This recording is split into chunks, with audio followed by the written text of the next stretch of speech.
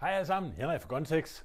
Så er der nyheder fra Pulsar. Den helt nye spotter er netop kommet på lager. Den vil jeg lige prøve at pakke ud sammen med jer. Se med i videoen her.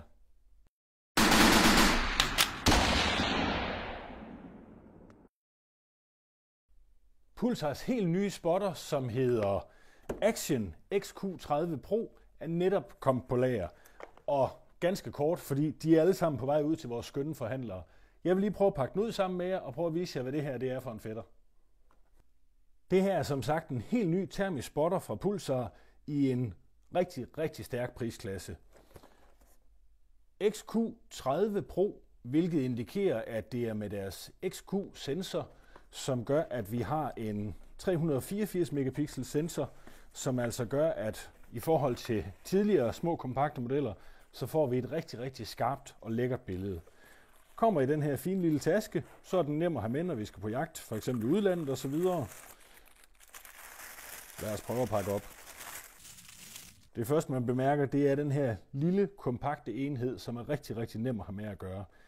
Dioptrijustering bagpå, så vi altid får et skarpt billede, og vi kan læse alle menuer og tal osv.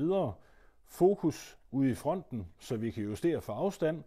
Og ellers de klassiske knapper, som vi kender fra de her Pulsar håndspottere.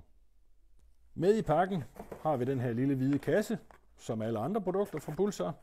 Og der har vi batteriet, og vi har en lader.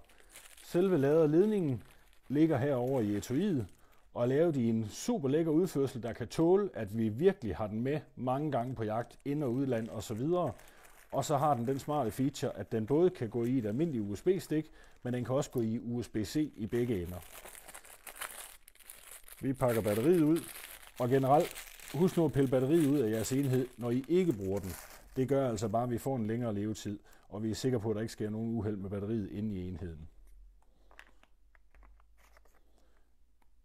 Vi monterer batteriet.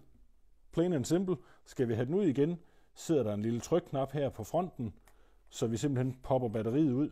Og man kan selvfølgelig købe ekstra batterier til en favorabel pris. Nu er vi klar og good to go.